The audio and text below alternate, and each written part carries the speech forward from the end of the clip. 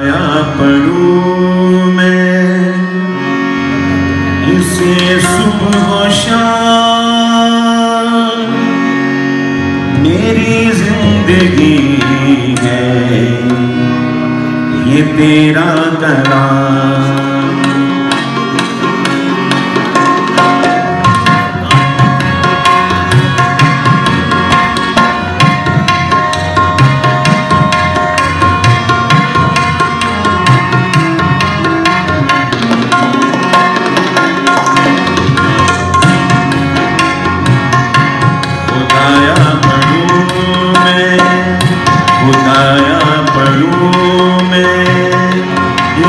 صبح و شام میری زندگی ہے یہ تیرا کلام، میری زندگی ہے یہ تیرا کلام۔ خدایا پڑھوں میں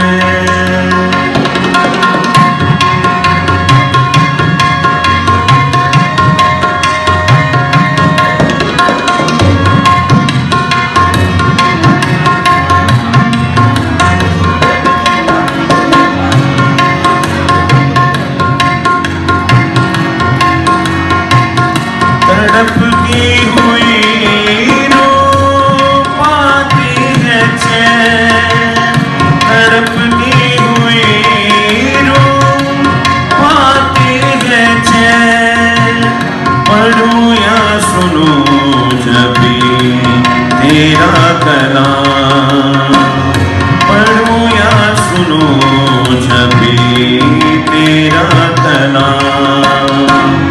خدایا پڑھوں میں اسے صبح و شام، میری زندگی ہے یہ تیرا کلام۔ خدایا پڑھوں میں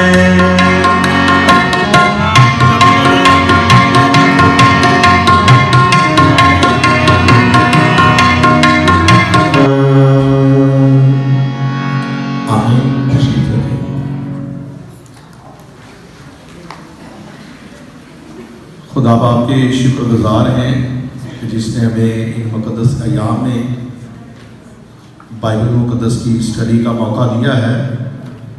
تو ہم ابھی اپنی اس آج کی نشست کو شروع کریں گے، اور بائبل اسٹڈی کے آغاز پر میں محترم بابو دانیل شاہ صاحب سے گزارش کروں گا کہ وہ آئیں اور ابتدائی دعا میں ہماری رہنمائی کریں۔ بابو دانیل شاہ۔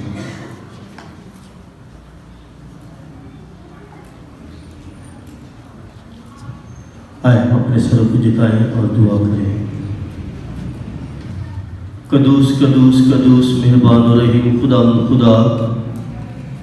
رب الفاج کل کائنات کے خالق مالک پروردگار رحمتوں کے بانی، ہم تیری تعریف تمجید تیری بڑائی تیری حمد و ثنا تیرا شکر ادا کرتے ہیں زندگی کے لیے، زندگی تمام تر نعمتوں برکت و بخشوں کے لیے، اور خاص طور پہلے خدا مند نے ہمیں یہ روزوں کے ایام عطا کیے تاکہ ہم ان ایام میں سے گزرتے ہوئے تیرے نام کو عزت و جلال دے سکیں، زیادہ سے زیادہ ہم دعا اور بائبل مقدس کو پڑھ سکیں، سیکھ سکیں۔ تو پہلے خدا تیرا شکر ادا کرتے ہیں آج کے دن کے لیے کہ جو تو نے ہماری زندگی میں بخشا ہے تاکہ ہم 2021 سال کی دوسری بائبل اسٹڈی میں شامل ہو سکیں، اور آج ہم خروج کی کتاب کے متعلق سیکھ سکیں۔ تو ہم سبوں کو بڑی برکت عطا کرنا تاکہ آج جو بھی ہم سیکھیں وہ تیری الہی مرضی کے مطابق ہو، اور خاص طور پر پہلے خدا دعا التجا کرتے ہیں ہم اپنے ریورنڈ فادر ظفر تنویر کے لیے کہ پہلے خدا تو ان کو اچھی صحت اور زندگی عطا کرنا تاکہ اسی طرح تیرے لوگوں کو تیرے پاس لانے کا وسیلہ ٹھہرے، اور پیارے خدا آج کے ہمارے جو مقرر ریورنڈ فادر توصیف کے لیے دعا کرتے ہیں کہ پہلے خداوند تو ان کے بھی ساتھ ہونا، جسے سفر میں آتے ہوئے خاص نگہبانی کی، یہاں پر صحیح سلامت پہنچایا، اور جتنی دیر یہاں پر رکے تیرے کلام میں سے سنائے، تو پہلے خداوند تو ان کے ساتھ ہونا، اور جب پہلے ہم واپس جائیں تو خاص نگہبانی کرنا، اسی ہمارے خداوند کے وسیلہ سے آمین۔ اسی طرح ہم آگے بڑھیں گے اور گزارش کریں گے آج کے مقرر ریورنڈ فادر تفیق اوپی صاحب سے کہ وہ سامنے آئیں تاکہ ہم ان کو اپنے کلچر، روایت اور اپنے اس مقامی چرچ کی طرف سے، ساری کلیسیا کی طرف سے، پیرش کی طرف سے خوش آمدید کہہ سکیں۔ آپ سب کے بھرپور تالیوں میں ہمارے آج کے مقرر ریورنڈ فادر تفیق اوپی صاحب، بھرپور تالیاں کے لیے۔ اور اس کے ساتھ ہی میں گزارش کروں گا محترم بھائی ذیشان پردیس سے کہ وہ آئیں اور ساری کلیسیا کی جانب سے فادر جی کو مالا پہنائیں۔ آپ سب کی بھرپور تالیوں میں ذیشان پردیس۔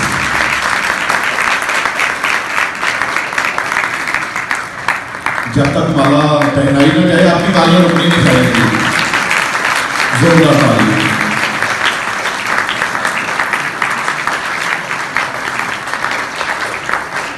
شکریہ فاجی، ایم اے پڑھ کر کے اپنی نشست پر آ جائیں۔ اور اس کے بعد میں گزارش کروں گا ہر دل عزیز پیسٹری شیپورا ریورنڈ فادر ظفر تنویر صاحب سے کہ وہ آئیں اور آج کے مقرر کا تعارف پیش کریں۔ آپ سب کی بھرپور تالیوں میں ریورنڈ فادر ظفر تنویر پیسٹری شیپورا، بھرپور تالیاں دی فادر کے لیے۔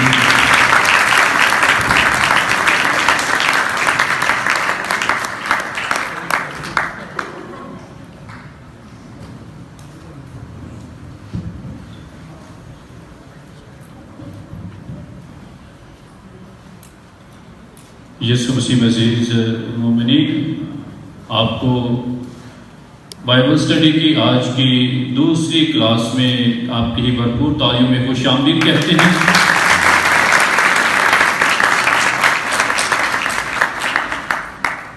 جیسا کہ آپ سب جانتے ہیں کہ ہماری بائبل اسٹڈی جو کہ سلسلہ وار ہر ماہ جو ہے کلاس ہوتی ہے، اس کا ہم آغاز پچھلے ماہ سے یعنی جنوری سے کر چکے ہیں۔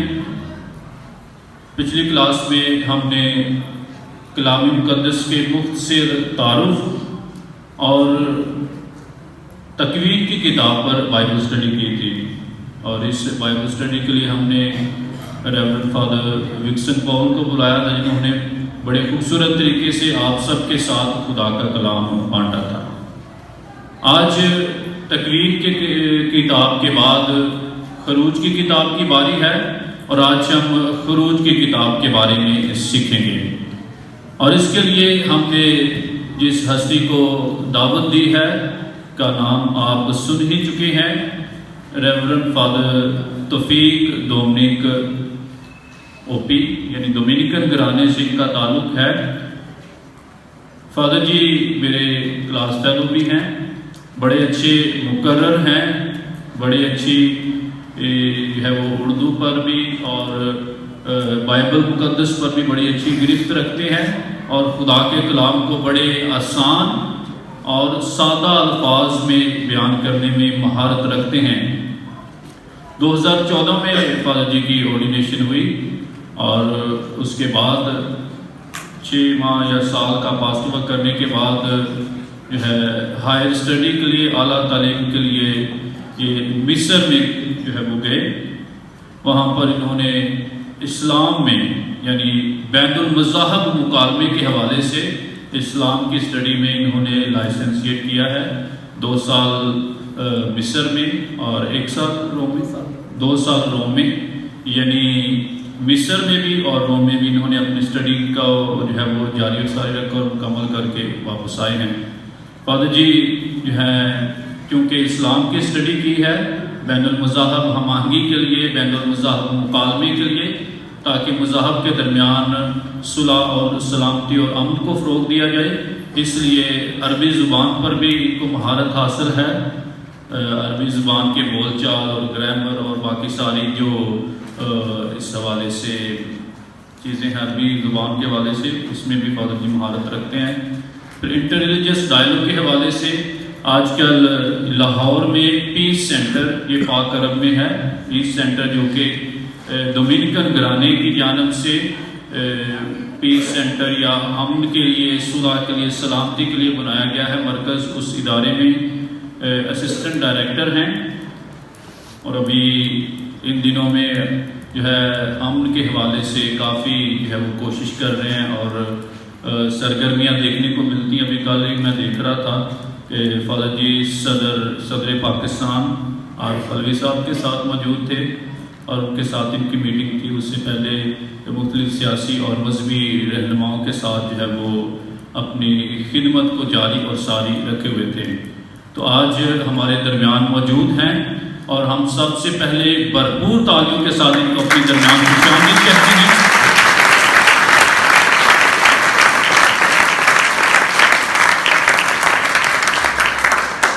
اور اس کے بعد فادر جی میں بتاتا چلوں کہ شیخ پورہ پیرش کی کلیسیا جو ہے یہ ایمان میں بڑی ایکٹیو ہے، بڑے سرگرم ہیں. یہ بائبل سیکھنے میں، کلام مقدس کو سننے میں بڑا شوق رکھتے ہیں، اور بائبل مقدس کو پڑھنے میں شوق رکھتے ہیں.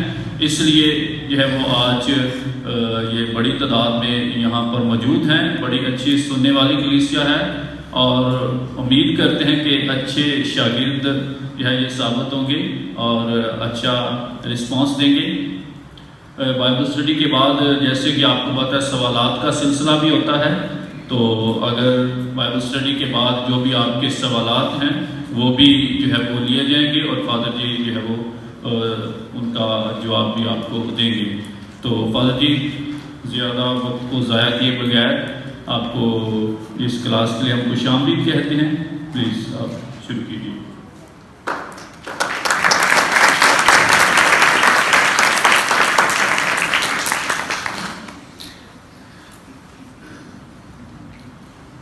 اگر مناد صاحبان میں سے کوئی مناد میری مدد کر دے بورڈ پہ لکھنے کے لیے تو میں ان کا مشکور و ممنون ہوں گا.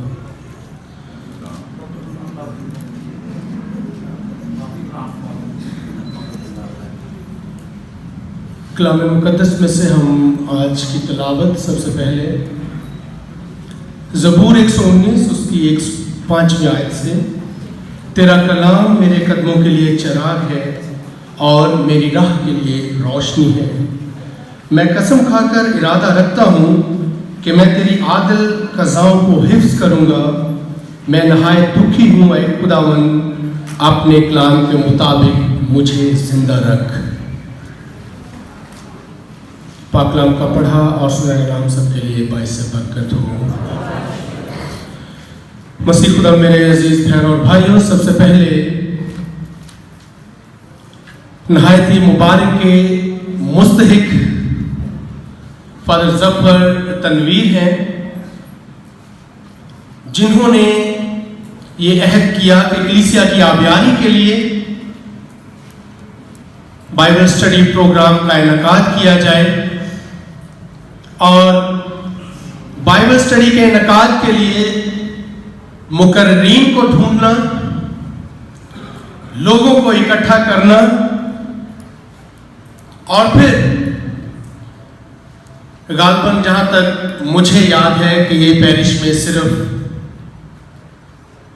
اکلوتے کاہن ہیں جو کام کر رہے ہیں. ابھی تک پتہ نہیں ان کو کوئی معاون دیا گیا ہے یا نہیں. چلو ابھی ریسنٹلی مل گیا مجھے، بہت بہت مبارک ہو. تو اتنی ذمہ داریوں کے باوجود تگدو کرنا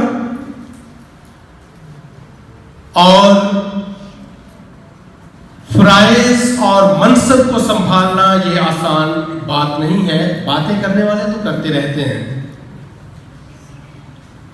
اور اس سے غالباً پہلے بھی جیسے میں لاسٹ ایئر راؤنڈ سے واپس آیا تو فادر جی نے بڑا اچھا پروگرام منعقد کیا تھا زیارت مقدسہ مریم کے حوالے سے، اور یہ آپ لوگوں کی خوش قسمتی ہے کہ فادر جی آپ لوگوں کی روحانی آبیاری کے لیے اتنے فکر مند ہیں، اور نوجوان کاہن ہوتے ہوئے وہ یقیناً نہ صرف مبارکباد کے مستحق ہیں بلکہ داد کے مستحق بھی ہیں. तो मैं चाहूँगा कि भरपूर तालियां बजाकर हम फादर जी को मुबारकबाद पेश करते हैं। चंद एक गुजारिशात अपनी गुफ्तगू शुरू करने से पहले कि कलाम मुकद्दस जो है हमारी जिंदगियों की रहनुमाई के लिए है। और पंजाबी च कहते ना कीड़े कढ़न वाली गल, अगर आप कलाम मुकद्दस को सीखने के लिए आए हैं तो यकीनन आप सीखेंगे। एक होते हैं मंतकी सवालात और दूसरे होते हैं कि पंजाबी च कहते हैं बेतुके सवाल। हमेशा एक बात ज़हन में रखें कि हम मखलूक हैं और खालिक खुदा की ज़ात है। और जब हम कहते हैं कि कलाम खुदा यानी खुदा का कलाम, तो फिर कीड़े निकालने वाली बात जो है ना, या ये चढ़ो खती, पंजाबी कहते हैं चढ़ो खती मारना कि मैनू ज़्यादा आयतां होंदियां ने, मैंने मेरी बाइबल पढ़ी है। भाई ये आपका और खुदा का आपसी मामला है, ये आपका इनफरादी फेल है। अगर दिखावे की बात है तो फिर भूल जाए। रोज़ों के नयाम में भी, रात के बुत पर भी जो अंजील मुकद्दस कि हमारी रूहानियत जो है वो दिखावे की रूहानियत नहीं है। हरगिज़ दिखावे की रूहानियत नहीं है। अगर कलाम मुकद्दस में से आप सीखने के लिए आए हैं तो यकीनन आप सीखेंगे। और अगर कि मैं फादर जी ने सवाल पूछा, मैं सिस्टर जी ने सवाल पूछा, मैं बाबू जी ने सवाल पूछा तो मैनू ज़्यादा आंदा, तो भाई फिर वहाँ पे सीखने वाला अमल नहीं है। तो चंद एक ये गुजारिशात थी। और हमारी रूहानियत दिखावे की रूहानियत नहीं है, बल्कि जब तू दुआ करे, जब तू रोज़ा रखे, जब तू खिरात करे। अपने मौजू पर वापस आऊँगा, लेकिन चंद एक बातें जो आपके गोश गुजार करना लाजिम है कि वहाँ पर कोई शरई बातें बयान नहीं की गई, बल्कि मसीह खुदा के अल्फाज बड़े सादा हैं कि जब तू रोज़ा रखे, जब तू दुआ करे, जब तू खिरात करे। अगर हमने ये सारी बातें शरई हवाले से लेनी है तो फिर हम में और दूसरे लोगों में या फ़कीह और फरीसियों में कोई फ़र्क नहीं है। ये बातनी अमल है, इनफरादी अमल है। और आपने अगर कोई काम करना है तो खुदा की खुशनूदी हासिल करने के लिए करना है, ना कि फादर जी को दिखाने के लिए, मुझे दिखाने के लिए, मुला साहबान को, सिस्टर साहबान को दिखाने के लिए। तो आए आज हम अपने मौजू की तरफ आते हैं। खरूज की किताब का मौजू मुझे दिया गया था, गो कि मैं बाइबल का आलम तो नहीं हूँ, और ये फादर जी की मेरे बड़े भाई हैं, इनकी मोहब्बत है, इनकी शफ़क़त है कि इन्हें इनकार नहीं किया जा सकता। ये पिछले तकरीबन 2-3 हफ्ते, जैसे फादर जी ने बताया था शुरू में, काफ़ी मसरूफ़ियत के बावजूद जब मैंने कहा कि फादर जी मुश्किल है, तो उनका है कि लफ्ज़ था कि मैनू नहीं पता, तू आना है। खरूज की किताब जो है, खरूज लफ्ज़ खरूज का माखज़, पहली बात कि लफ्ज़ खरूज जो है वो कहाँ से निकला है। और लफ्ज़ खरूज जो है ये अरबी जुबान के लफ्ज़ खरजा, ये फेल है, वर्ब है, खे रे जीम, खा रा और जीम यानी खरजा, यख रिजू, जीम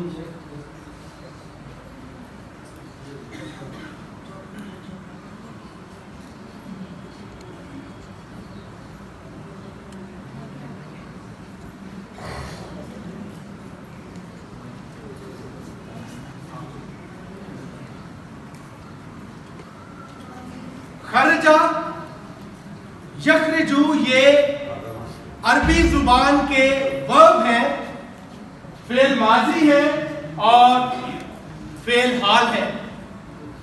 खरजा का मतलब निकलना, बाहर आना, छोड़ देना या शोरश या बगावत करने के जुमरे में भी आते हैं। लफ्ज खरजा जो है, खरजा, और ये वाहिद का सीगा इस्तेमाल होता है। खरजा यानी बाहर निकलना, छोड़ देना, बगावत करने के मानों में भी या जुमरे में इस्तेमाल किया जाता है। और ये वाहिद का सीगा है, to go out, walk out, to come out और टू डिराइव और राइड आउट, जबकि उर्दू में इसका मतलब बगावत या शोरश के भी हैं।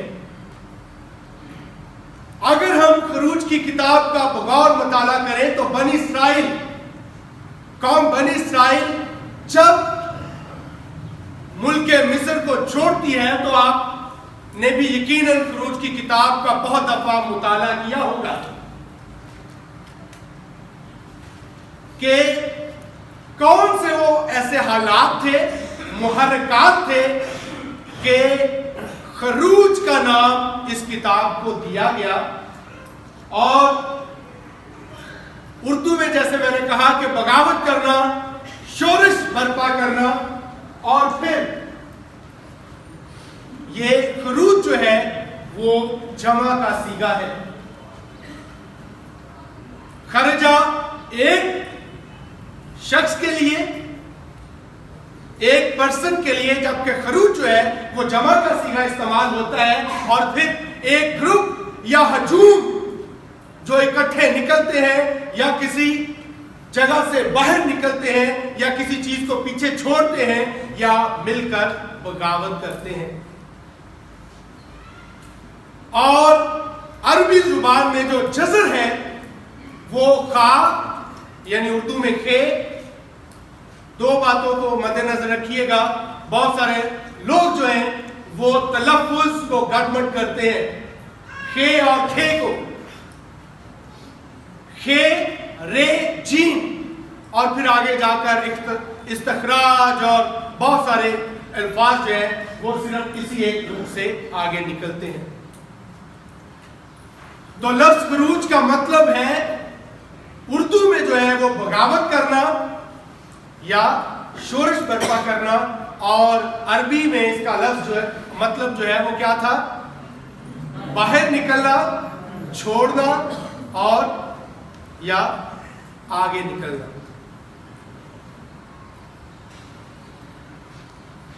इस किताब का मुसन्निफ कौन है? लिखारी या मुसन्निफ या राइटर इस किताब का कौन है? तकवीन की किताब के बारे में आपने यकीनन सुना होगा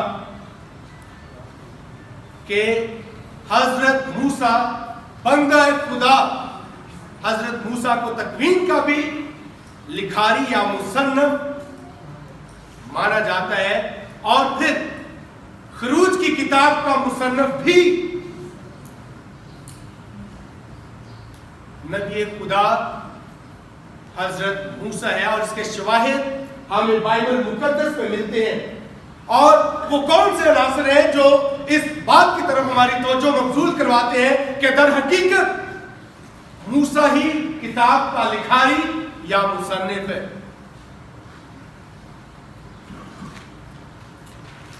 सबसे पहली बात कि मूसा की परवरिश और इब्तदाई तालीम कहां पर होती है? फिरौन के महल में रसूलों के बाद 7वां बाब और 22वीं आयत, कोई भी आप में से पढ़ दे।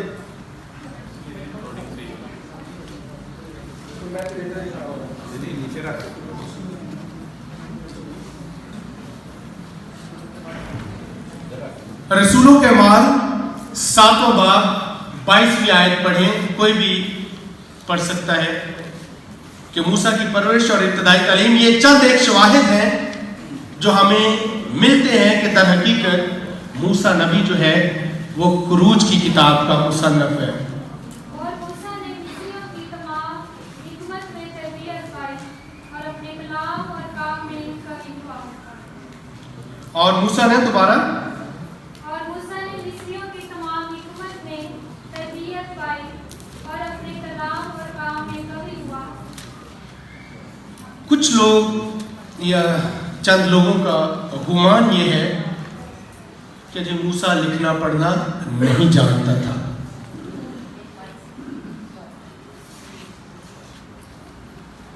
नए अहदनामे में हम देखते हैं रसूलों के माल 7वें बाब की 22वीं आयत में कि मूसा ने मिस्रियों की तमाम हिकमत, मैं भी वहां पर रह के आया हूं, मिस्री तहजीब, सकाफत और मिस्री सकाफत या कल्चर को उम्मत दुनिया भी कहा जाता है,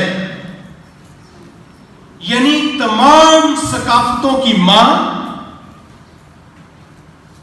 और अगर उन लोगों की इस बात को बिलफर्ज, मैं ये नहीं कह रहा कि जी लाजमी, चंद लोग कहते हैं कि जी शायद मूसा जो है वो पढ़ा लिखा नहीं था, और एक मुहावरा भी लिखे मूसा पढ़े खुदा, ये हम अक्सर बोलते हैं, लेकिन ये मुहावरा भी गलत है, उस पर फिर कभी बात करेंगे। कि मिस्री तहजीब को, सकाफत को उम्मत दुनिया भी कहा जाता था, यानी तमाम सकाफतों और तहजीबों की मां। और वहां पर जहां पर मूसा की परवरिश होती है, मूसा को पाला पोसा जाता है, और फिर बादशाहों के दरबार में शहजादों और शहजादियों की तालीम और तरबियत के लिए बाकायदा उस्ताद होते थे, जो उन्हें तहजीब व तमद्दन से रुशनास करवाते थे, उन्हें हिकमत व दानाई की बातें बताते थे, ताकि कल को उन्होंने बादशाह के गद्दी नशीन बनना है, लोगों के फैसले करने हैं। और इसी तरह मूसा की परवरिश जो है वो कहां पर होती है? फिरौन के महल में। तो फिर यकीन है वो हिकमत और दानाई से भरपूर था, क्योंकि उसकी परवरिश, उसकी तालीम और तरबियत शहजादों की तरह हुई थी। और इस बात को हम झुठला नहीं सकते, ये कलाम मुकद्दस में हमें मिलता है। और खरूज की किताब 24वें बाब की 4थी आयत,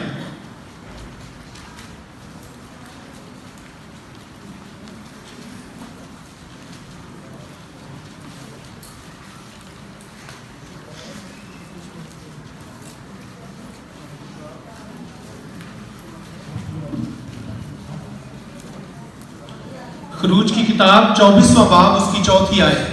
तब मूसा ने खुदावंद का सारा कलाम लिखा, और सुबह को सवेरे उठकर उसने पहाड़ के नीचे एक बारगाह बनाई और इसराइल के 12 कबीलों के लिए 12 सतून लगाए।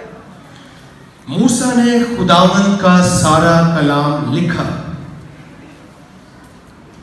ये दो बड़ी शहादतें हमें मिलती हैं कि दर हकीकत मूसा ही किताब का मुसन्निफ या लिखारी है,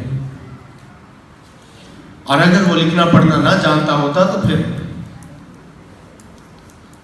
ये बातें कभी भी तहरीर ना कर पाता। खरूज की किताब की अहमियत क्या है? कलाम मुकद्दस पुराने अहदनामे की दूसरी किताब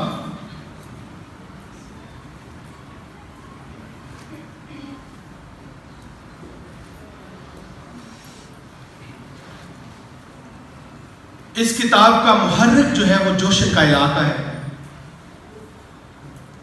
जहां पर कौम बनी इसराइल जो है वो सुकूनत पजीर होती है। आपने देखा होगा कि जब यूसुफ को उसके भाइयों ने बेच दिया तो फिर कैसे कहत साली में और सारा वो आपने वो सारी कहानी सुनी भी होगी, पढ़ा भी होगा। तो वहां पर आकर आबाद हुए और फिर ये इलाका मिस्र में मौजूद है जो कोह सीना की तरफ जनूबी इलाका है।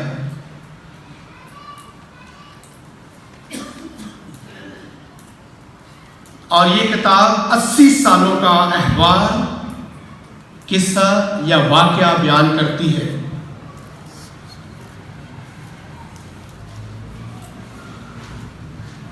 اور یہ واقعات بنی اسرائیل کے مصر میں رہنے، پھر باپ ابراہیم کے ساتھ جو وعدہ ہوا ہے وہ اس کتاب میں وفا ہوتا ہوا نظر آتا ہے۔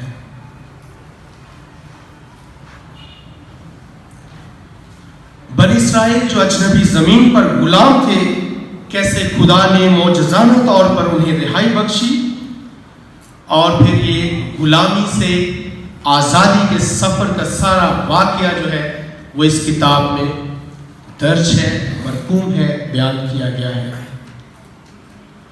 پھر کوہ سینا پر خدا کا موسیٰ کے ساتھ ہم کلام ہونا، عہد باندھنا اور احکامات دینا۔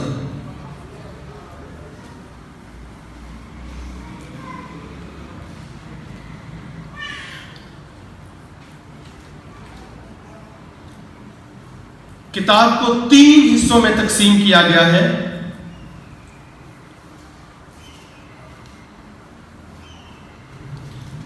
پہلا حصہ ہے عبرانیوں کی مصر میں فرعون سے رہائی۔ یہ پہلے باب سے لے کر 14ویں یا 19ویں باب تک یہ چلتا ہے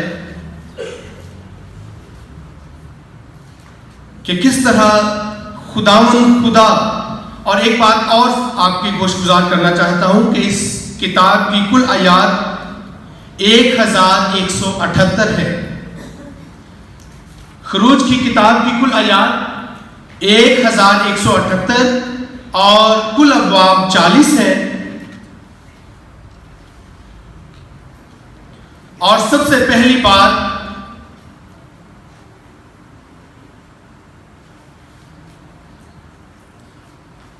پہلا حصہ عبرانیوں کی مصر میں فرعون سے رہائی، پہلے باب سے لے کر 19ویں باب تک ہم ان تمام باتوں کا ذکر سنتے ہیں۔ خروج کی کتاب کے بنیادی نکات یا درج واقعات یا بنی اسرائیل کی زندگی میں خدا کا جلال یا وقوع پذیر ہونے والے واقعات وہ اس کتاب میں درج ہیں۔ اور سب سے پہلے ہے کہ بنی اسرائیل پر مصر میں ظلم ہوتا ہے اور وہ خدا کے حضور گڑ گڑاتے ہیں۔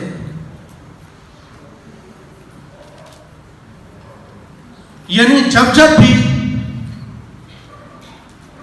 پہلی بات جو پہلے ہی باب میں یا پہلے حصے میں ہمیں دیکھنے کو ملتی ہے، سچی نیت کے ساتھ، خلوص دل کے ساتھ، پشیمانی اور توبہ کے ساتھ اگر ہم خدا کے حضور سجدہ ریز ہوتے ہیں، خدا کے حضور سر مسجود ہوتے ہیں، خدا کے حضور گڑ گڑاتے ہیں، تو یقیناً خدا ہمیں بھی رہائی بخشتا ہے۔ بالکل اسی طرح جیسے اس نے مصریوں کو رہائی بخشی ہے کہ خدا نے ان کی آہوزاری، ان کی گریازاری سنی ہے اور خدا ان کے لیے موسیٰ کو مقرر کرتا ہے۔ ہم دیکھتے ہیں پہلے باب اس کی پہلی سے دوسری آیت میں کہ قوم بنی اسرائیل جو ہے یا عبرانی جو ہے وہ مصریوں کے لیے خطرے کی علامت ہے، کیونکہ وہ تعداد میں بڑھتے جاتے تھے، اور جب تعداد میں بڑھتے جاتے تھے تو پھر فرعون کے لیے اور مصریوں کے لیے خطرہ لاحق ہو گیا کہ یہ یقیناً ایک نہ ایک دن ہمارے ملک پر قبضہ کر لیں گے۔ یہ خطرے کی علامت جو مصریوں کے لیے تھی، تو یقیناً جو بھی مقامی لوگ ہوں گے، کوئی مہاجر جائے گا تو مہاجر جب تعداد میں بڑھنا شروع ہوں گے تو پھر مقامی لوگوں کے لیے خطرات کی گھنٹیاں بجنے لگتی ہیں۔ یہی کچھ مصریوں کے ساتھ ہوا جب انہوں نے دیکھا کہ عبرانی تو تعداد میں بہت بڑھ رہے ہیں، تو پھر انہوں نے سوچا کہ ہمیں بھی کوئی لاہ عمل اختیار کرنا چاہیے کہ ہم ان سے کیسے جان چھڑا سکتے ہیں. اور پھر اسرائیل کی اولاد مصر میں ایک بڑی قوم بن گئی. خروج کی کتاب پہلے باب کی پہلی 7 آیات اور پھر فرعون کا پہلا حملہ، یعنی کہ ان کی تعداد بڑھنے کے بعد فرعون نے کیا لاہ عمل اختیار کیا. فرعون کا پہلا حملہ جو ہے جبری اور ظالمانہ مشقت کی صورت میں ہم دیکھتے ہیں کہ جتنا ذلیل و رسوا کیا جائے اتنا ہی کم ہے. اور فرعون کا پہلا حملہ جو ہے وہ پہلے باب کی 8ویں سے 14ویں آیت میں ہم دیکھتے ہیں. پھر فرعون کا دوسرا حملہ ہم دیکھتے ہیں کہ خروج کی کتاب کے پہلے باب کی 15 سے 22ویں آیت میں کہ جتنے بھی نر بچے تھے عبرانیوں کے ان کا قتل اس نے واجب قرار دے دیا تھا تاکہ نہ نسل آگے بڑھ سکے اور نہ یہ ہم سے تعداد میں زیادہ ہو سکے اور ہم ان کو دبا کر رکھیں. اور جہاں پر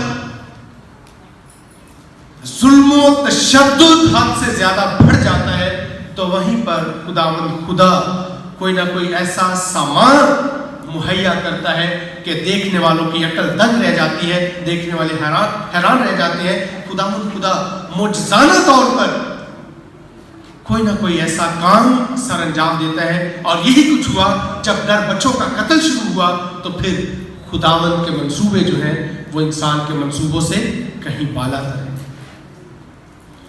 اور وہیں پر جب نر بچوں کی قتل و غارت کا سلسلہ شروع ہوتا ہے تو وہیں پر موسیٰ کی پیدائش. خدا قوم بنی اسرائیل میں عبرانیوں میں موسیٰ کو بھیجتا ہے اور موسیٰ کی پیدائش کے بارے میں ہم پڑھتے ہیں خروج کی کتاب کے دوسرے باب کی پہلی 10 آیات میں. اور پھر وہ سارا واقعہ آپ جانتے ہیں کہ کس طرح اسے چھپا کر رکھا گیا، پھر دریا نیل میں بہا دیا گیا اور کیسے سارا کچھ کہ وہ فرعون کے محل تک جا پہنچا. اور ان تمام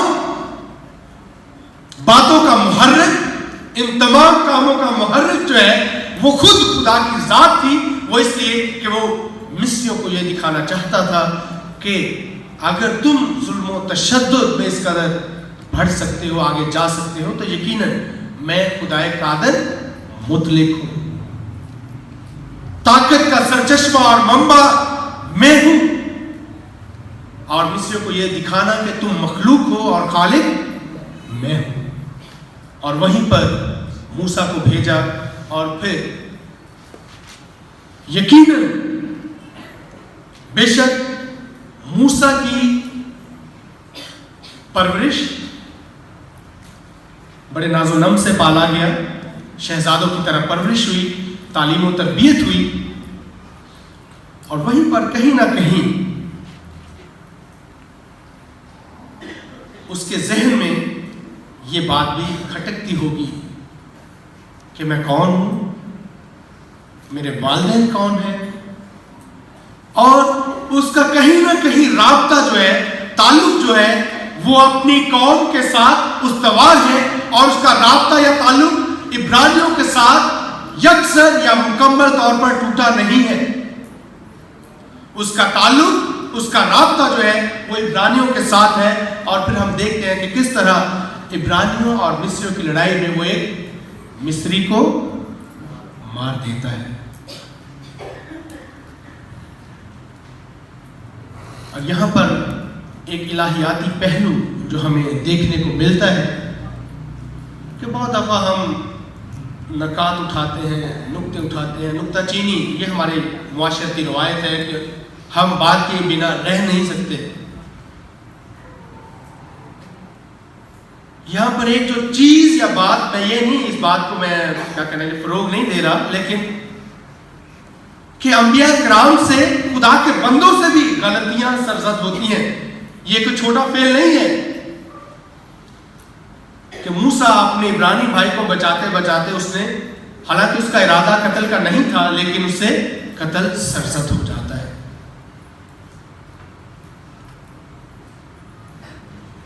کہ انبیاء کرام، اولیاء، غلطیاں ان سے بھی سرزد ہوتی ہیں، وہ بھی غلطیوں کے مرتکب ہوتے ہیں، اور یہ ہمیں خروج کی کتاب میں اس بات کا حوالہ ملتا ہے کہ کس طرح موسیٰ سے جو ہے وہ ایک مصری کا قتل ہوتا ہے۔ اور پھر موسیٰ وہاں سے راہ فرار اختیار کرنا، یہ سارے خدا کے منصوبے ہیں۔ خداوند خدا اس سے آنے والے وقت کے لیے تیار کرنا چاہتا ہے۔ موسیٰ مصر سے راہ فرار اختیار کرتا ہے اور مدیان میں قیام کرتا ہے۔ یہ خروج کی کتاب کے دوسرے باب کی 11 سے 22 آیت۔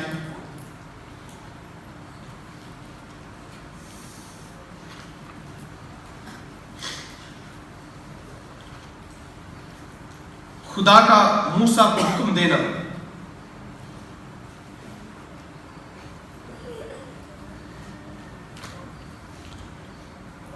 خروج کی کتاب دوسرے باب کی 23 آیت۔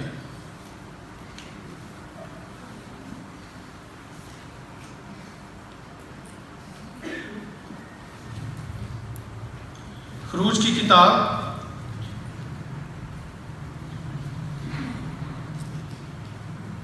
اور ایک مدت کے بعد یوں ہوا کہ مصر کا بادشاہ مر گیا، اور بنی اسرائیل اپنے مشقتوں کی سبب سے چلائے، اور مشقتوں کے باعث ان کا چلانا خدا تک پہنچا، اور خدا نے ان کا کہرانا سنا، اور خدا نے اپنے عہد کو جو ابراہیم اور اسحاق اور یعقوب کے ساتھ کیا تھا یاد کیا، اور خدا نے بنی اسرائیل پر نظر کی اور اپنا رحم ان پر ظاہر کیا۔ یہ رحم ان پر ظاہر کیسے ہوتا ہے؟ اور موسیٰ جو ہے وہ ابھی تک مدیان میں ہے، اور وہاں پر بنی اسرائیل جو ہے ان کا کراہنا خدا تک پہنچا۔ میں نے پہلے یہ بات عرض کی تھی کہ جب ظلم و تشدد حد سے بڑھتا ہے تو وہیں پر خدا کوئی نہ کوئی بندوبست ضرور کرتا ہے۔ اور پھر مدیان کی سرزمین میں جب موسیٰ اپنے سسر یترو کے غلہ یا بھیڑ بکریاں چرا رہا ہے تو وہاں پر خدا کا ظہور اس پر ہوتا ہے،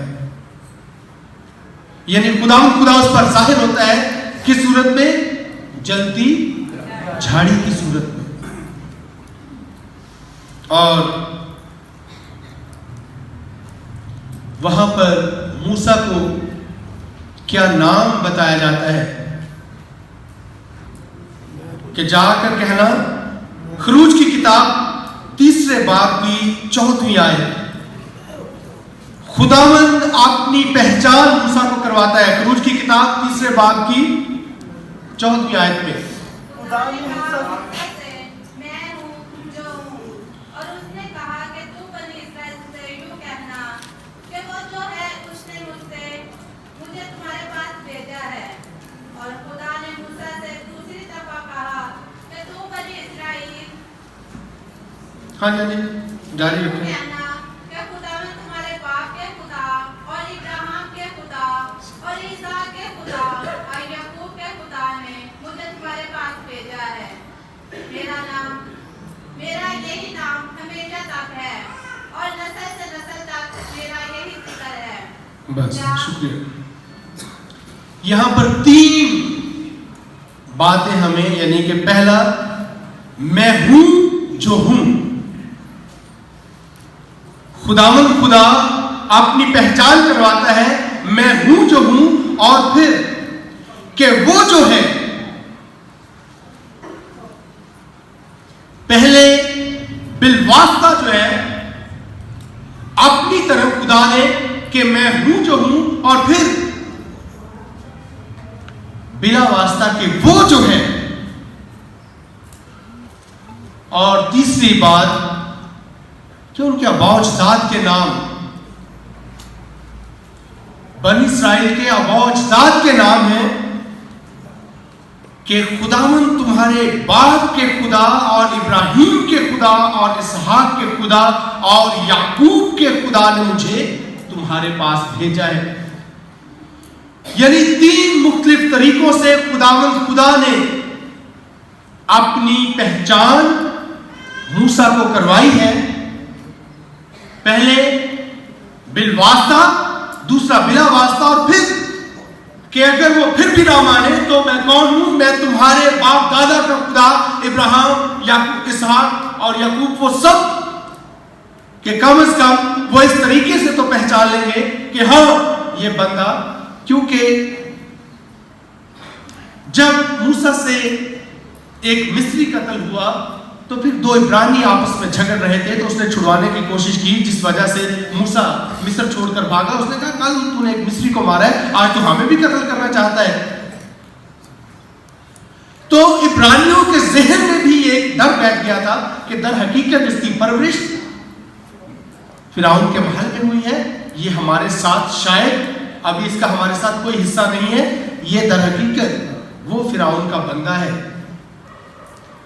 تو موسیٰ بھی جانے سے ڈرتا تھا، لیکن خدا اسے کہتا ہے کہ تو ڈر نہ، بلکہ پہلی دفعہ یہ بتانا اور اس کے بعد وہ جو ہے، اور پھر تیسری دفعہ ان کے آباء و اجداد کی بات یا ذکر جو ہے وہ خدا کرتا ہے. اور پھر خدا کے پہاڑ پر موسیٰ کی بلاہٹ، پھر موسیٰ کی مصر میں واپسی ہوتی ہے،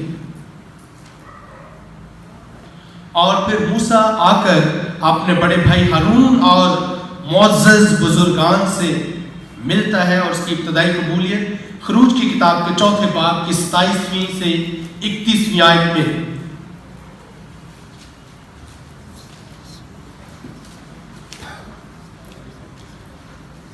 اور خداوند نے ہارون سے کہا کہ بیابان میں جا کر موسیٰ سے ملاقات کرے. تو وہ گیا اور خدا کے پہاڑ پر اسے ملا اور اسے چوما. اور موسیٰ نے خدا کا سارا کلام جس کے ساتھ اس نے اسے بھیجا اور سب معجزات جن کا اس نے حکم دیا تھا ہارون سے بیان کیے. تب موسیٰ اور ہارون گئے اور بنی اسرائیل کے سب بزرگوں کو جمع کیا، اور ہارون نے ساری باتیں جو خداوند نے موسیٰ سے کہی تھی انہیں بتائی اور لوگوں کی آنکھوں کے سامنے معجزات کیے. تب لوگ ایمان لائے، اور جب سنا کہ خداوند نے بنی اسرائیل کی خبر لی اور ان کے مصیبت پر نظر کی، تو وہ زمین پر گرے اور سجدہ کیا.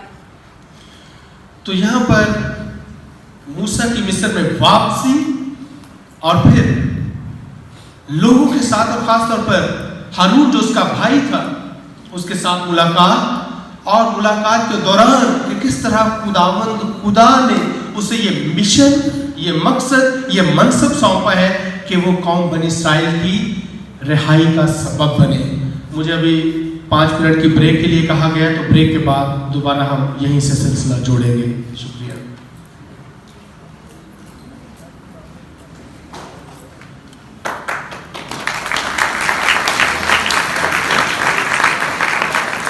ابھی 5 منٹ کا وقفہ ہے، ہم لوگ باہر جا کر فریش ہو سکتے ہیں اور دوبارہ 5 منٹ کے بعد کلاس میں آ سکتے ہیں. شکریہ. مہربانی کر کے تمام جو شرکا ہیں وہ کلاس کے لیے واپس آ جائیں. جی خان صاحب.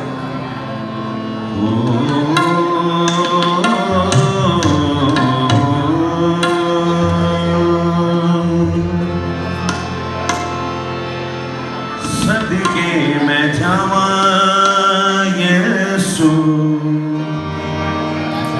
وفاواں تیریاں،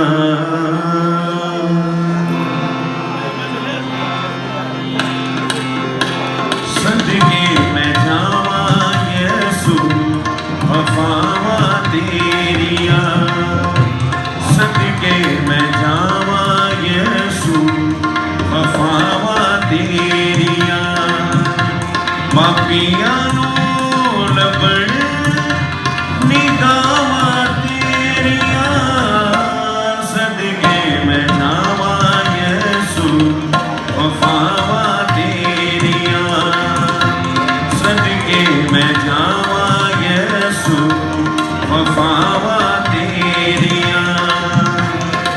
ਪਾਪੀਆਂ ਨੂੰ ਲੱਭਣ ਨਿਗਾਹਾਂ ਤੇਰੀਆਂ ਸਦਕੇ ਮੈਂ ਜਾਵਾਂ ਯਿਸੂ ਵਫਾਵਾਂ ਤੇਰੀਆਂ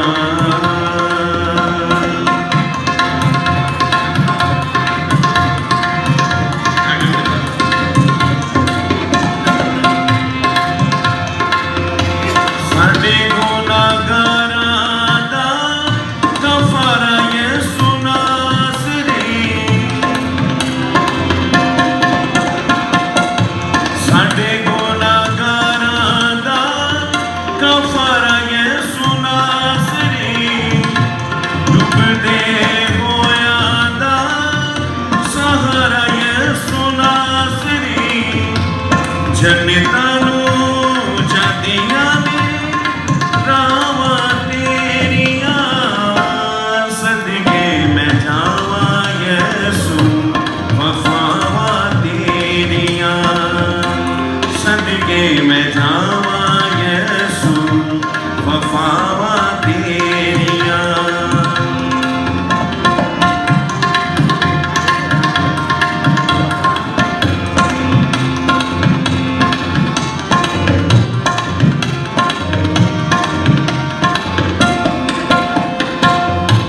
ਅੰਨਿਆਂ ਨੂੰ ਅੱਖਾਂ ਦੇਂਦਾ ਲੰਗੜੇ ਚਲਾਉਂਦਾ ਜੇ ਅੰਨਿਆਂ ਨੂੰ ਅੱਖਾਂ ਦੇਂਦਾ ਲੰਗੜੇ ਚਲਾਉਂਦਾ ਜੇ ਪਾਣੀਆਂ ਤੇ ਚੱਲੇ ਨਾਲੇ ਮੁਰਦੇ ਚਵਾਉਂਦਾ ਜੇ ਪਾਣੀਆਂ ਤੇ ਚੱਲੇ ਨਾਲੇ ਮੁਰਦੇ ਚਵਾਉਂਦਾ ਜੇ ਜੱਗ ਤੇ ਮਸ਼ਹੂਰ ਨੇ ਸ਼ਿਫਾਵਾਂ ਤੇਰੀਆਂ ਸਦਕੇ ਮੈਂ ਜਾਵਾਂ ਯਿਸੂ ਵਫਾਵਾਂ ਤੇਰੀਆਂ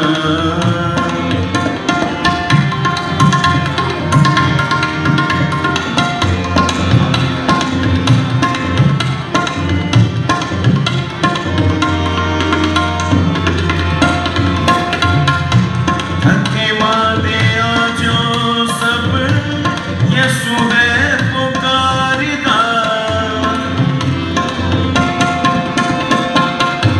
ਧੱਕੇ ਮਾਰਦੇ ਆ ਜੋ ਸਭ ਯਿਸੂ ਹੈ ਪੁਕਾਰਦਾ ਜ਼ਿੰਦਗੀ ਦੇ ਬੋਝ ਸਾਡੇ ਯਿਸੂ ਹੈ ਉਤਾਰਦਾ ਹਰ ਵੇਲੇ ਖੁੱਲੀਆਂ ਨੇ ਬਾਵਾਂ ਤੇਰੀਆਂ ਸਦਕੇ ਮੈਂ ਜਾਵਾਂ ਯਿਸੂ ਵਫਾਵਾਂ ਤੇਰੀਆਂ ਪਾਪੀਆਂ ਨੂੰ ਲੱਭਣ ਨਿਗਾਹਾਂ ਤੇਰੀਆਂ ਸਦਕੇ ਮੈਂ ਜਾਵਾਂ ਯਿਸੂ ਵਫਾਵਾਂ ਤੇਰੀਆਂ ਸਦਕੇ ਮੈਂ ਜਾਵਾਂ ਯਿਸੂ ਵਫਾਵਾਂ ਤੇਰੀਆਂ ਸਦਕੇ ਮੈਂ ਜਾਵਾਂ ਯਿਸੂ ਵਫਾਵਾਂ ਤੇਰੀਆਂ खूबसूरत गीत के लिए और अच्छी आवाज के साथ गाया खान साहब के लिए जोरदार तालियां।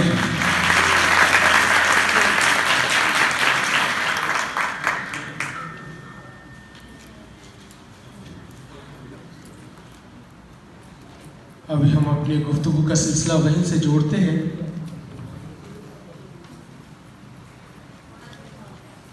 कि मूसा मुलाकात अपने भाई हारून के साथ, और ना सिर्फ ये मुलाकात थी बल्कि बुजुर्गान बनी इस्राइल ने मूसा को कबूल भी किया और कबूलियत के साथ साथ उसने अपनी वो तमाम बातें उनके साथ की, अपने उस मिशन, उस बुलाहट, उस मकसद के लिए उन्हें ना सिर्फ बताया बल्कि उन्हें आगाह किया कि किस तरह खुदा ने ये मिशन, ये मकसद اسے سونپا ہے۔ اور پھر خدا کا موسیٰ کو حکم دینا، دوسرا بیان جو ہے وہ ہمیں خروج کی کتاب کے 6 باب کی 2 سے 7 آیت میں ملتا ہے۔ خروج کی کتاب 6 باب 2 سے 7 آیت۔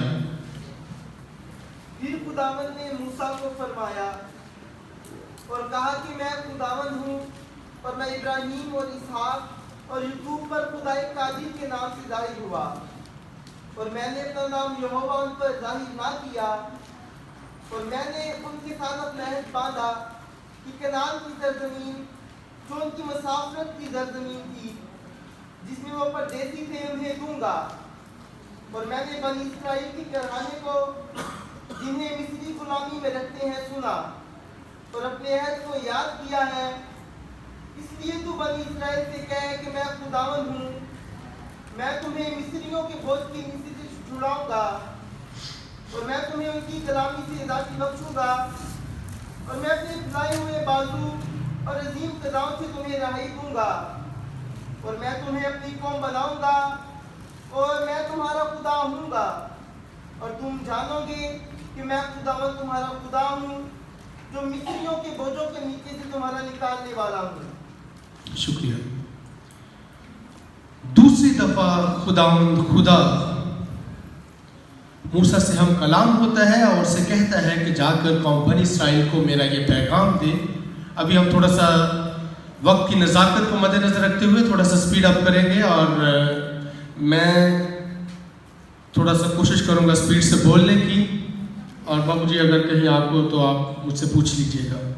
اور اس کے بعد جب خدا موسیٰ کو دوسری دفعہ حکم دیتا ہے کہ قوم بنی اسرائیل کے پاس جا اور انہیں میرا پیغام دے، اور اس کے بعد ہم 10 آفات کا ذکر جو ہے وہ سنتے ہیں کہ کس طرح موسیٰ فرعون کے سامنے جاتا ہے، لیکن فرعون اپنا دل جو ہے وہ سخت کرتا ہے، اور کسی کا دل بھی نہیں چاہتا۔ اگر آپ کے پاس کوئی مثال کے طور پر کوئی بندہ مفت میں کام کر کے دینے والا ہو اور ساری دیہڑی چارپائی تے یا بیٹھے رہنا ہوئے تو پھر کدا دل کرتا ہے اس بندے کو اپنے کو جان دے۔ اور یہی کچھ ہم دیکھتے ہیں کہ مصریوں کے ساتھ کہ انہیں مفت میں کام کرنے والے بغیر اجرت دیے انہیں کام کرنے والے ان کے پاس تھے، اور پھر وہ شہر بنائے گئے، 2 شہر بسائے گئے، اور سارا کچھ یہ ساری چیزیں ہم خروج کی کتاب میں پڑھتے ہیں۔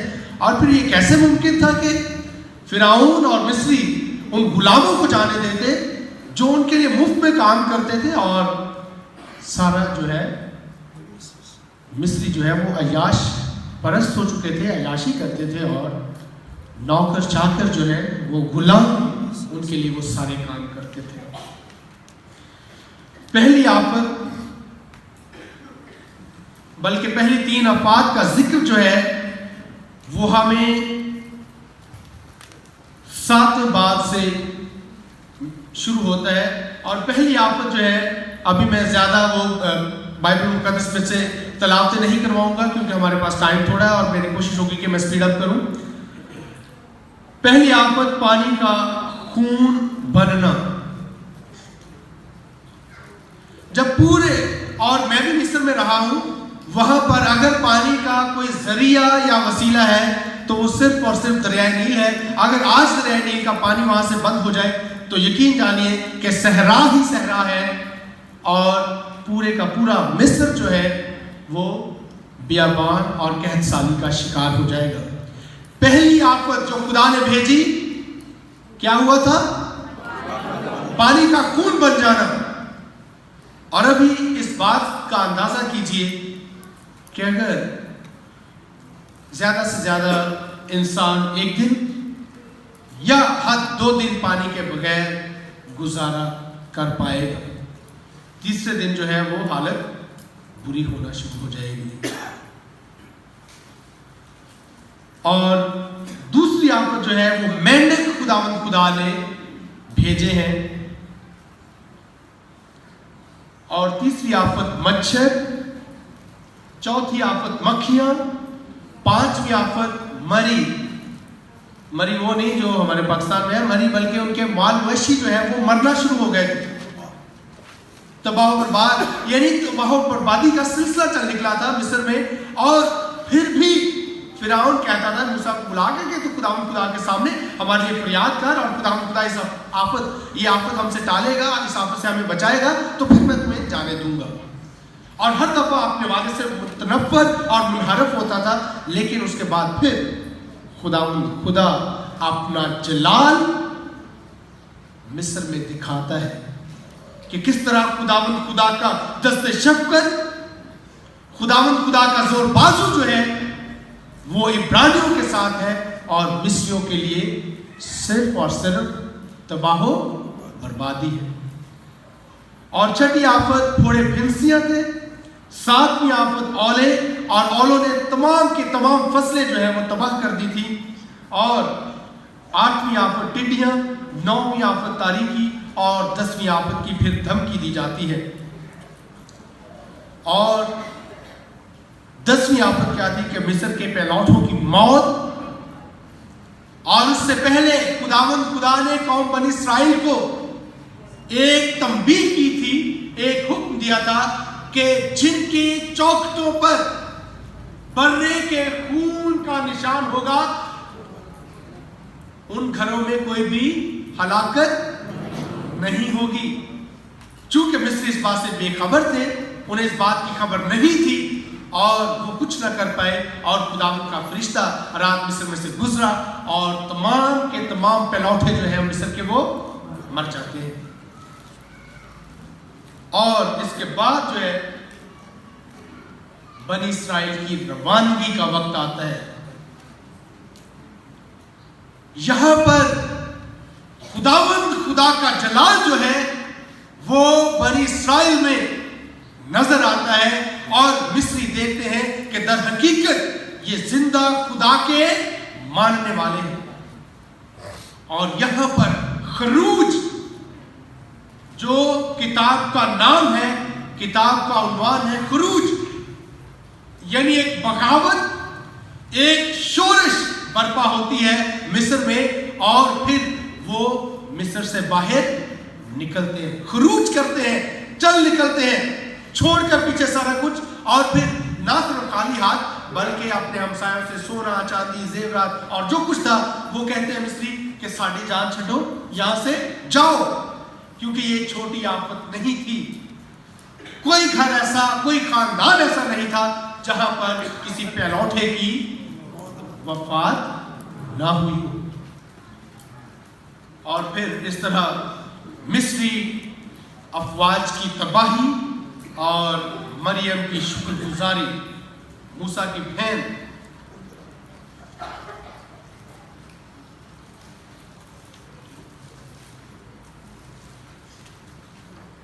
और जब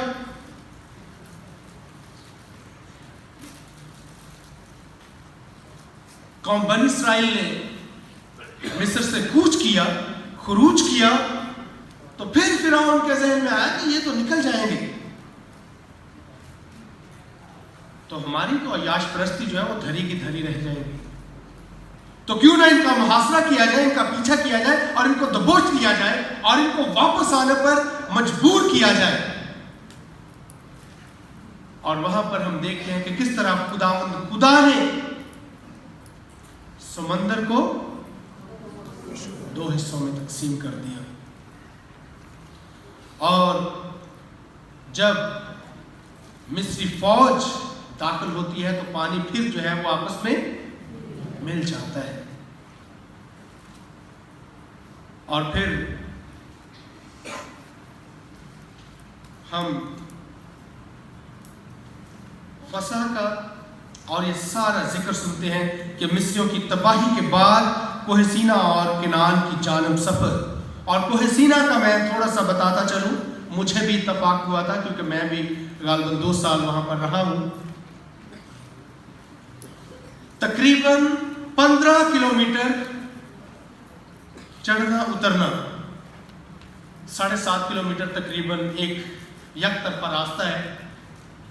और यकीन कीजिएगा कि हम रात तकरीबन 2:15 बजे हम चलना शुरू हुए पैदल, सुबह 5:30 के आसपास जो है हम ऊपर पहुंचे थे। اور وہاں پر تقریباً زیادہ سے زیادہ 5 سے 10 منٹ کی بریک، 1 یا 2 بریک ہم نے کی ہوگی، مسلسل چلتے جانا. اور راستہ ہموار نہیں ہے پہاڑوں پر، اور پھر ایک سرٹن پلیس پر جا کر ایک مقام ہے، وہاں پر سیڑھیاں ہیں، اور سیڑھیاں یہ نہیں کہ جیسے ہماری سیڑھیاں جیسے بڑی فرنش سیڑھیاں نہیں، پتھر رکھے ہوئے ہیں چھوٹے چھوٹے. اگر آپ کا پاؤں سلپ ہوا تو پھر لاتبان اٹھنا یقینی ہے.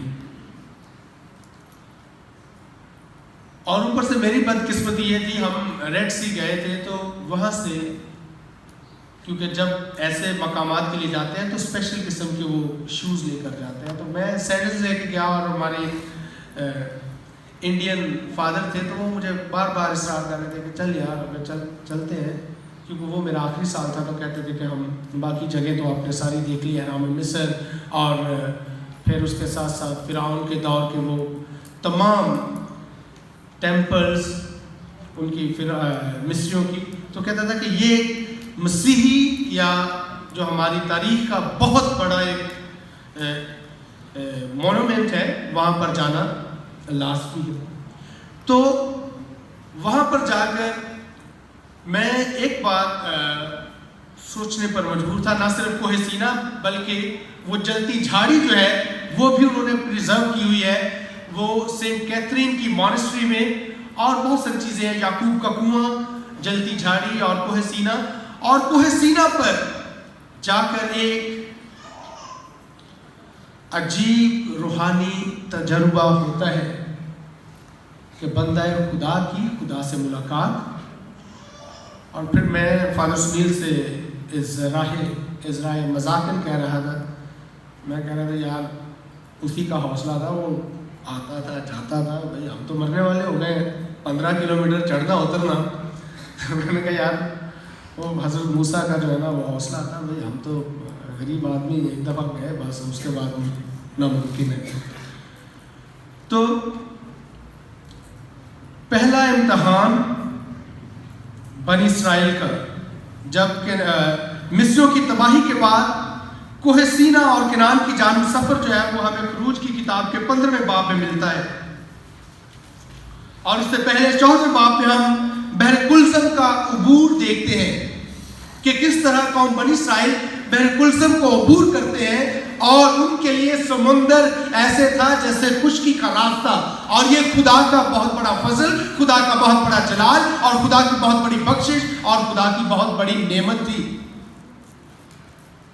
تاکہ مصریوں کو دکھایا جا سکے کہ ہاں تم ظلم و تشدد کے جتنے پہاڑ توڑ سکتے ہو، اٹھا سکتے ہو، کر لو، لیکن خدائے قادر جو ہے وہ سب کچھ کرنے پر قدرت اور طاقت اور حشمت رکھتا ہے. اور بحر کلثم کے عبور کے بعد ہم دیکھتے ہیں کہ پھر 15ویں باب میں موسیٰ کا نغمہ نصرت، یعنی فتح مندی کا نغمہ موسیٰ گاتا ہے. نصرت یہ بھی لفظ عربی زبان کے لفظ سے نکلا ہے، نصرہ ینصرو، جس کا مطلب مدد ہے، اور پھر نصرہ اور ینصرو مدد، اور پھر اس کے بعد پھر یہ فتح مندی کا بھی اس میں ذکر آتا ہے، اور فتح یابی، یعنی کہ خدا نے ان کی مدد کی اور خدا نے فتح یاب کیا. اور اس کے بعد ہم دیکھتے ہیں کہ کس طرح 16ویں باب میں کہ بنی اسرائیل کو کھانے کے لیے من اور بٹیر ملے، لیکن لوگ جو ہیں وہ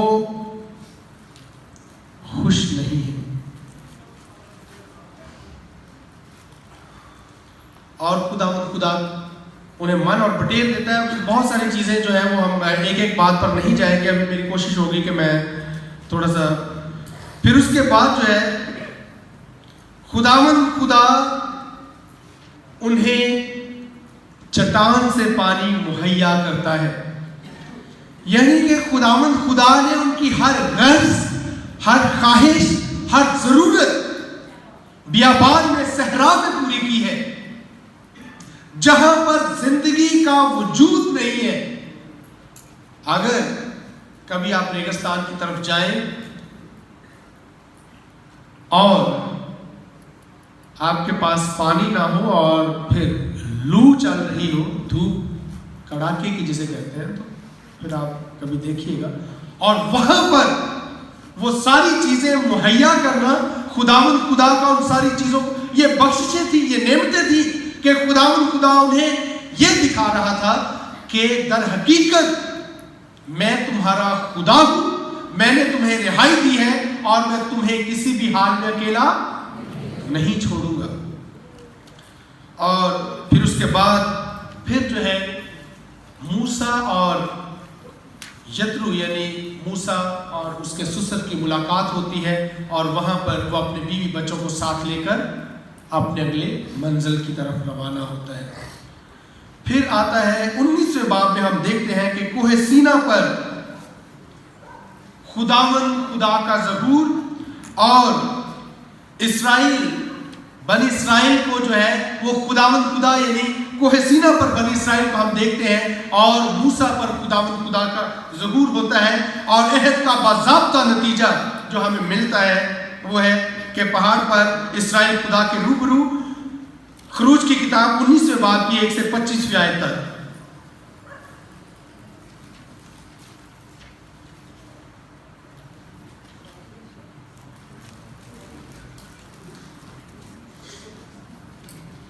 अहद का बाज़ाब्ता नतीजा और पहाड़ पर इस्राइल खुदा के रूबरू, खरूज की किताब पहले बाब से 25वीं आयत तक।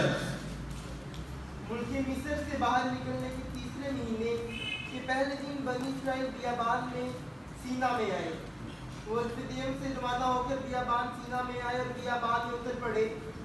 वहाँ इस्राइल ने पहाड़ के सामने खेमे लगाए और मूसा खुदा के पास चढ़ा तो खुदा ने पहाड़ पर से उसे बुलाया, कहा कि तू यूसुफ के खानदान से यूं कहेगा और बनी इस्राइल से यूं बयान करेगा कि तुमने देखा मैंने मिस्रियों से क्या किया और अकाब के पड़ों पर बिठाकर कैसा तुम्हें अपने पास ले आया।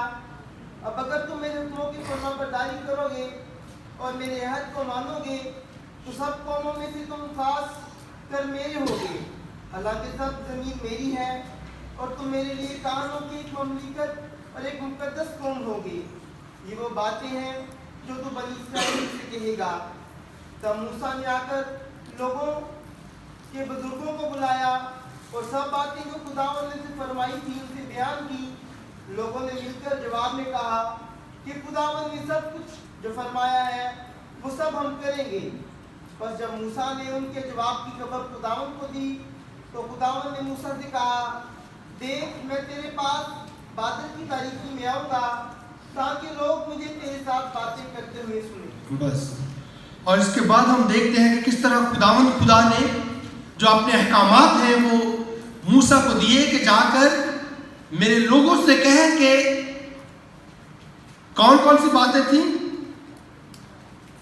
पहली बात कि मैं अकाब के परों पर बिठाकर कैसा तुम्हें अपने पास ले आया और तुम मेरे अहद को मानोगे, यानी जो अहद खुदा मूसा और बनी इस्राइल के माबैन बांधता है उस अहद को मानने की बात खुदावंद खुदा इस बात का उससे हल्फ लेता है कि हाँ ये इस बात का इकरार कर और अगर ये मेरे हुक्मों को तोड़ेंगे तो फिर उसकी बाबत वो बाकी बात की चीजें हैं। और फिर हम देखते हैं कि कैसे खुदावंद खुदा का जब ज़हूर होता है तो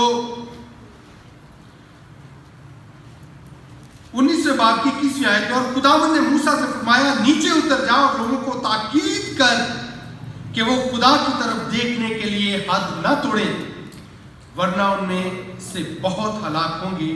और काहिन भी जो खुदावंद के पास आते हैं अपने आप को पाक करें, ऐसा ना हो कि खुदावंद उन्हें मारे।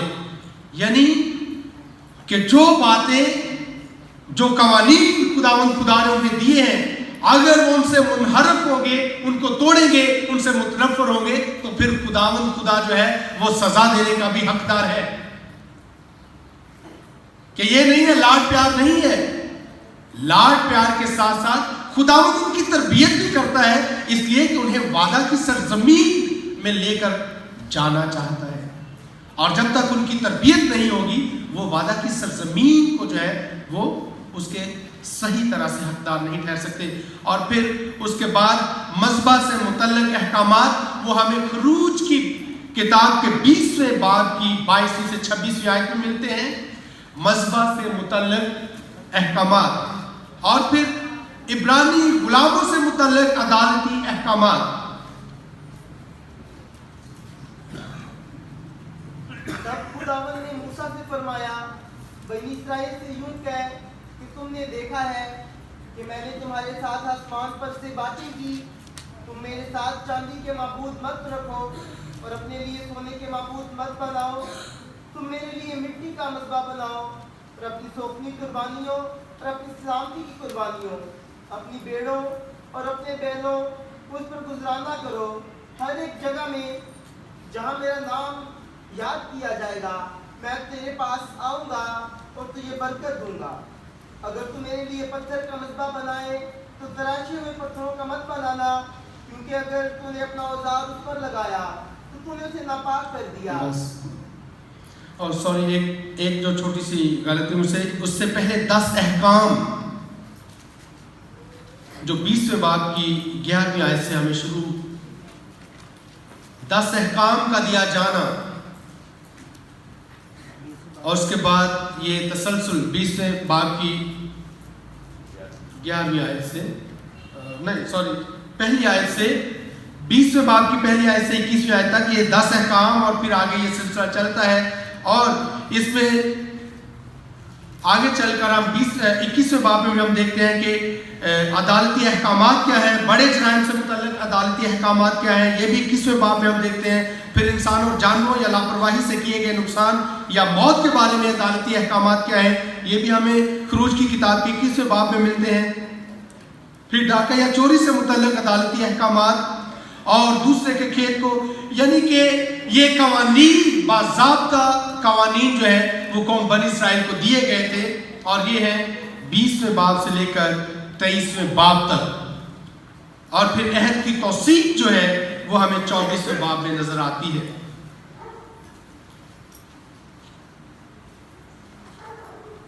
वो अहद की तौसीक या तस्दीक, और ये बल्कि 24वां बाब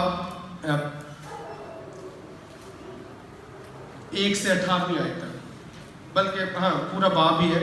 यहाँ पर हम देखते हैं कि किस तरह खुदा और उसने मूसा से कहा, खुदावंद के पास ऊपर आओ, तू और हारून और नदाब और अबीहू और इस्राएल के बुजुर्गों में से 70 शख्स, और वो दूर ही से सजदा करेंगे। तब मूसा अकेला ही खुदावंद के पास आगे जाएगा, लेकिन वो आगे ना आए और लोग उसके साथ ऊपर न चढ़े। तब मूसा आया और खुदावंद का सारा कलाम और सारे अहकाम लोगों को बताए। तो सब लोगों ने हम आवाज़ होकर उससे जवाब में कहा, सब कुछ जो खुदावंद ने फरमाया हम बजा लाएंगे। तब मूसा ने खुदावंद का सारा कलाम लिखा, और सुबह को सवेरे उठकर उसने पहाड़ के नीचे एक कुर्बान गाह बनाई, और इसराइल के 12 कबीलों के लिए 12 सतून लगाए, और बनी इसराइल के कई जवानों को भेजा, तो उन्होंने सोख्ती कुर्बानियाँ चढ़ाई और बछड़ों से सलामती के ज़बीहे खुदावंद के लिए ज़िबहा किए। और मूसा ने आधा खून लेकर बासनों में डाला और आधा कुर्बान गाह पर छिड़का, और अहद की किताब लेकर लोगों को सुनाकर पढ़ी। तब वो बोले कि सब कुछ जो खुदावंद ने फरमाया है हम बजा लाएंगे और फरमाबरदारी करेंगे। तब मूसा ने खून लिया और लोगों पर छिड़का और कहा, यह खून उस अहद का है जो खुदावंद ने इन सब बातों की बाबत तुम्हारे साथ बांधा है। यानी कि खुदावंद खुदा का अहद, और खुदा ने अहद जो है वो बांधा था, और उसकी तस्दीक जो है वो मूसा जो है वो सोख्ती कुर्बानी गुजरान कर उस अहद की तस्दीक करता है, और सब लोग उस हुक्म को जो है वो बजा लाते हैं। और फिर इसके बाद मस्कन की तामीर और देखभाल के बारे में इलाही हुक्म अबवाब 25वें बाब से लेकर 31वीं आयत तक, ये अभी हम थोड़ा सा ज़रा, अभी मैं कलाम मुक़द्दस में से कोई भी हवाला या तिलावत नहीं पढ़ूंगा। मस्कन की तामीर और देखभाल के बारे में इलाही हुक्म 25वें बाब से लेकर 31वें बाब तक लोग मस्कन के लिए खुद सामान दें। आज भी कहें जब कहता है कि लोग अपने हदिये और नजराने, और ये खुदा की तरफ से हुक्म था कि लोग जो है वो मस्कन के लिए खुद सामान दें। ये 25वें बाब की पहली से 9वीं आयत तक है कि लोग खुदा के मस्कन के लिए जो हदिये और नजराने लेकर आए, और उन हदिये और नजरानों को जो है वो काहिन आगे मस्कन के लिए इस्तेमाल करें। फिर संदूक शहादत 25वें बाब की 10वीं से 22वीं आयत तक। फिर कैसे कैसे मस्कन यानी खुदा के घर के लिए मेज, शमादान, मस्कन, कुर्बानगाह, सेन और शमा, और काहिनों का लिबास, काहिनों की मखसूसियत, ये तमाम बातें जो है वो हमें काहिनों की मखसूसियत जो है वो 29वें बाब की पहली से 46वीं आयत तक हमें मिलती हैं। और फिर बखूर की कुर्बानगाह, मर्दम शुमारी में फिदिया की रस्मात, पीतल का हौज, मसा का तेल, बखूर और कारीगरों का इंतखाब, शरअ सब्बत की तस्दीक, और मूसा को शरीयत की तख्तियाँ दी जाती हैं। ये 31वें बाब की 18वीं आयत में हम देखते हैं कि मूसा को शरीयत की लोहे या तख्तियाँ जो है वो दी जाती हैं। और फिर 32वें से 34वें अब्वाब में हम देखते हैं कि बुत परस्ती और अहद की तजदीद, किस तरह लोग नए मबूद बनाते हैं जो उनके साथ चले। क्योंकि मूसा खुदा के पास पहाड़ पर था और लोगों ने समझा कि शायद वो मर गया है या कुछ है, अभी खुदा जो है हमारे साथ नहीं है, और उन्होंने बछड़े बनाने शुरू कर दिए, अपने लिए मबूद तराशने शुरू कर दिए, ताकि ये मबूद जो है इन्होंने हमारे साथ रहना है, और ये मबूद जो है वो हमें वादा की सरजमीन में लेकर जाएंगे। और फिर खुदावंद लोगों को फना करने का फैसला करता है, यानी खुदा गुस्सा खाता है, और गुस्सा होकर खुदा लोगों को फना करने का फैसला करता है। और ये 32वें बाब की 7वीं से 14वीं आयत में हमें मिलता है। 32वें बाब की 7वीं से 14वीं आयत में। और फिर मूसा तख्तियां तोड़ता है, यानी वो लोहे जो 10 अहकाम खुदा की तरफ से मूसा को अता हुए थे, जब मूसा उनके ये कारनामे देखता है, ये गलतियां देखता है कि इन्होंने इस गलती का इर्तिकाब किया है कि ये खुदा को भूल गए हैं और मबूदों के पीछे चल पड़े हैं, तो फिर मूसा जो है गुस्से में लोहे या तख्तियां जो है वो तोड़ देता है और लोगों को सजा देता है। इसका जिक्र हमें मिलता है खरूज की किताब के 32वें बाब की 15वीं से 35वीं आयत तक कि मूसा जो है वो तख्तियां तोड़ता है और लोगों की आहो पुकार, क्योंकि खुदा उनके साथ नहीं। 33वें बाब की पहली 6 आयत। और मूसा खैमा इज्तिमा को खैमागाह के बाहर लगाता है। फिर मूसा की इल्तिजा पर ज़हूर इलाही, यानी खुदा का ज़हूर मूसा फिर खुदा के सामने जाकर इल्तिजा करता है, मुल्तजी होता है, और मूसा की इल्तिजा पर खुदा एक मरतबा फिर अपना ज़हूर जो है वो लोगों पर करता है। 33वें बाब की 12वीं से 23वीं आयत तक। और फिर असर नौ अहद बांधना, 34वें बाब की पहली 35 आयत कि असर नौ अहद बांधा जाता है। फिर मस्कन की तामीर और जलाल का नज़ूल 35वीं से 40वें बाब तक। ये अबवाब जो है वो 35 से 40वें तक कि लोग मस्कन की तामीर करते हैं। 35 बाब 1 से 39। और फिर तकदीस की रसूमात जो है वो कैसे होनी चाहिए, ये खुदा जो है वो बताता है, और इसका जिक्र हमें मिलता है 40वें बाब की पहली 38 आयत में। और आखिर में खलासा या समरी कुछ इस तरह है कि मूसा जो है वो हमें नए अहदनामे में, जैसे मसीह खुदावंद है, मसीह खुदावंद का अक्स हमें पुराने अहदनामे में मूसा की शक्ल में मिलता है। खरूज की किताब में बनी इस्राएल के दरमियान कि जिस तरह मसीह खुदावंद निजात, खलासी और रिहाई देने के लिए आया था, इसी तरह खुदा ने अपने बंदा मूसा को माबूस फरमाया था कि जा मेरी कौम को रिहाई और खलासी दे। और इस किताब की इलाहियात ये है कि खुदा अपने लोगों को निजात देता है, फतहमंदी से लबरेज करता है, اور نہ صرف نجات اور فتح سے لبریز کرتا ہے، بلکہ خداوند خدا ہمیشہ اپنے لوگوں کے ساتھ رہتا ہے۔ اور پھر اس کے ساتھ ساتھ کہ کس طرح پوری کتاب میں شروع سے لے کر آخر تک کہ خداوند وقت با وقت اپنے لوگوں کے ساتھ ان کی ضرورتوں میں ان کی خواہشات کو پورا کرتا ہے، ان کی ضروریات کو پورا کرتا ہے، اور نہ صرف ان کی ضروریات اور خواہشات کو بلکہ ان حالات اور جگہوں پر جہاں پر زندگی کا تصور نہیں ہے، بیابان میں، صحرا میں نے وہ بیابان اور صحرا دیکھے ہیں، وہاں پر یقین جانیے کہ کوئی جھاڑی بوٹی بھی آپ کو کہیں شاذ و نادر سرکنڈے جو یہ اونٹ کٹارے ہیں وہ بھی آپ کو نظر نہیں آئیں گے۔ تو ان جگہوں پر یا ایسے حالات میں یا ان واقعات میں جب ہم دیکھتے ہیں، حالات و واقعات دیکھتے ہیں کہ ایسی جگہیں جہاں پر زندگی کا کوئی وجود نہیں ہے، جہاں پر سبزہ ہے، ہریالی ہے، وہاں پر زندگی اپنا وجود رکھتی ہے، زندگی کا تصور ہے، لیکن ایسے حالات میں نہ تو زندگی کا کوئی تصور ہے، نہ وجود ہے، اور نہ ہی وہاں پر زندگی دور دور تک دکھائی دیتی ہے۔ اور کس طرح خداوند خدا اپنے لوگوں کو مہیا کرتا ہے، اور جب تک ان کا ایمان ثابت قدم ہے، وہ اپنے ایمان میں مضبوط ہے، استقامت پاتے ہیں، تو خداوند خدا بھی اپنی برکتوں کا نزول کم نہیں کرتا،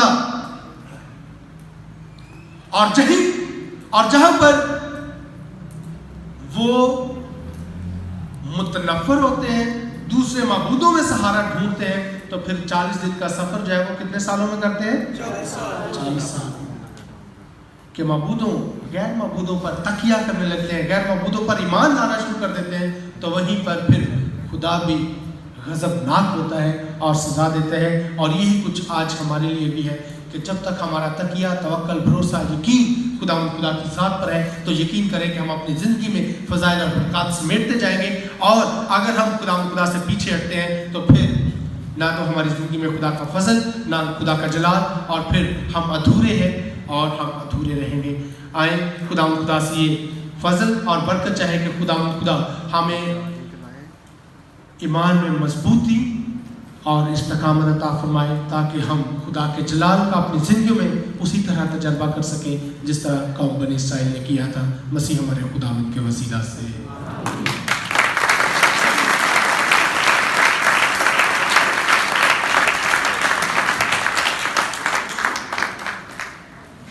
مزید بھی آپ کی تالیاں بتائیں گی کہ کتنی خوبصورت پڑھائی تھی اور کیسے خوبصورت انداز سے پڑھائی ہے، زوردار تالیاں۔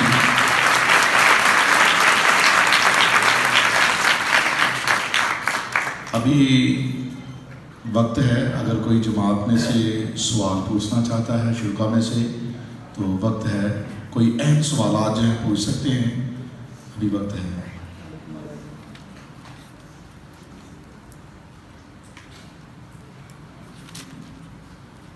لگتا ہے کہ جو کچھ فالج نے بتایا ہے، سمجھایا ہے، سب کو سمجھ لگ گئی ہے، اسی لیے کوئی سوال میرا خیال ہے نہیں کر رہا۔ ایک مرتبہ پھر فالج جی کے لیے سوچ آتا ہوں۔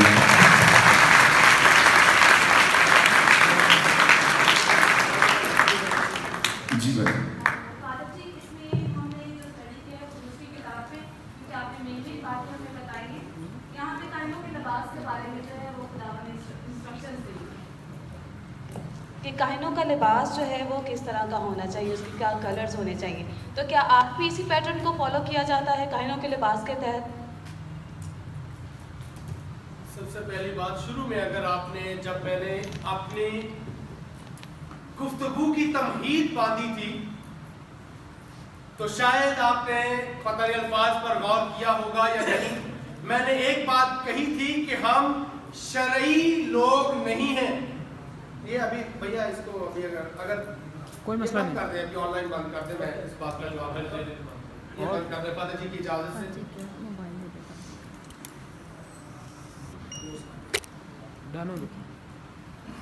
बहुत दफा यही बातें आपने जैसे कायनों के लिबास की बात की है कि मैंने 3 मिसालें दी थी आगाज में। पहली बात कि हम शरई लोग नहीं हैं, हम फजल के लोग हैं और नए अहदनामे और पुराने अहदनामे का अगर हम तकाबली जायजा लें, ये बंद है और लाइव बंद आपको बंद ही कर दो।